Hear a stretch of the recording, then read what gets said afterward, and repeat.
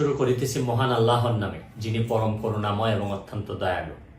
আপনারা যারা আমার ফ্রেন্ড ফলোয়ার আছেন, বিভিন্ন সময় বিভিন্নভাবে আমার উপর কষ্ট পেয়েছেন, তাদের উদ্দেশ্যে একজন সাবেক এমপি হিসাবে আমি দুটি কথা বলতে চাই।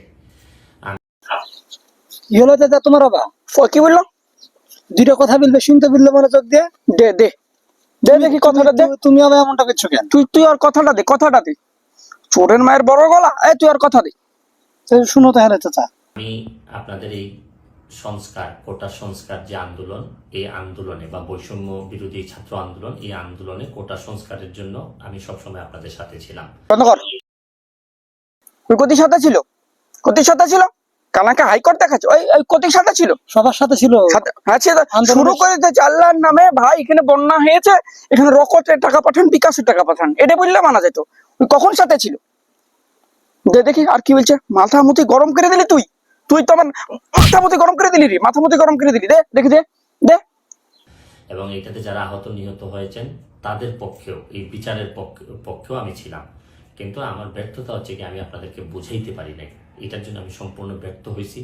এবং আমি এই ব্যর্থ হওয়ার জন্য আমার যারা ফলোয়ার আছেন, যারা আমাকে নিয়ে প্রত্যাশা করেছেন, সবার কাছে আমি দুঃখ প্রকাশ করতেছি। আমি আপনাদেরকে আরেকটি কথা বলতে চাই। এখন যে কাঠামোগত সংস্কার আপনারা চাচ্ছেন, দেখেন এই সংস্কারের জন্য আমি বহু বছর আগে থেকেই কাজ করে যাচ্ছি।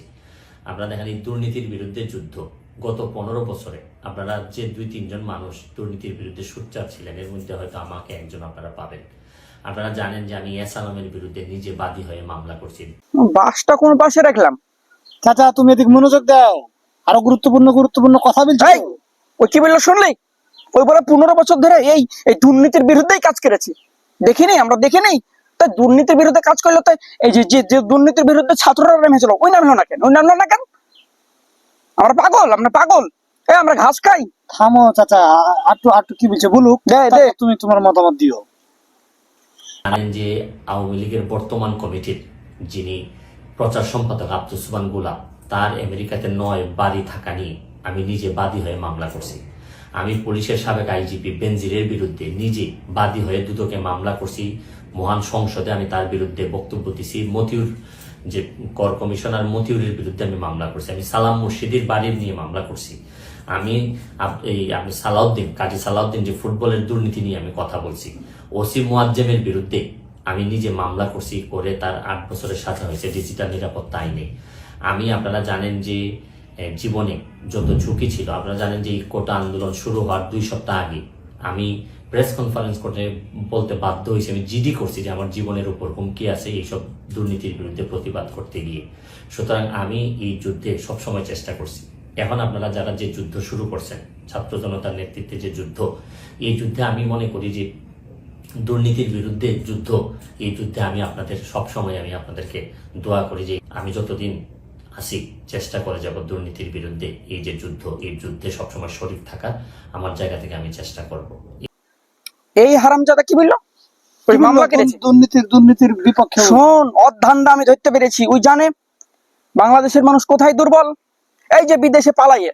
এই তুই যদি সবকিছুর বিরুদ্ধে মামলা করিস, তুই কোটা আন্দোলনে ছিলি না কেন? তুই যদি ওই অন্যায়ের বিরুদ্ধেই থাকিস, বিদেশে পালালি কেন? এই ছাত্রদের পাশে থাকতে পারলি না? এখন ওই যে টাকা ইনকাম করেছিল, টাকা মনে হয় শেষ হয়ে গেছে, আবার দেশে আসার ফোন দিয়ে আটকেছে। জানে বাঙালি কোথায় দুর্বল, কোথায় গুতে দিলে কাজ হবে, ওই যে জায়গায় গুতে দিচ্ছে। চাচা ক্ষমা চাইলো তো, ক্ষমা ওইসব ক্ষমা হবে না রে, এদের কোনো ক্ষমা নাই। এর কোনো ক্ষমা নাই, কোনো ক্ষমা নাই। এর নামে মামলা হবে, সব হবে, কোনো ক্ষমা নাই। ওকে আইনা ঘরে ভরা হবে, আইনা ঘরে ভরতে হবে ওকে। ওইও হচ্ছে যে স্বৈরাচারী সরকারের পক্ষেই ছিল।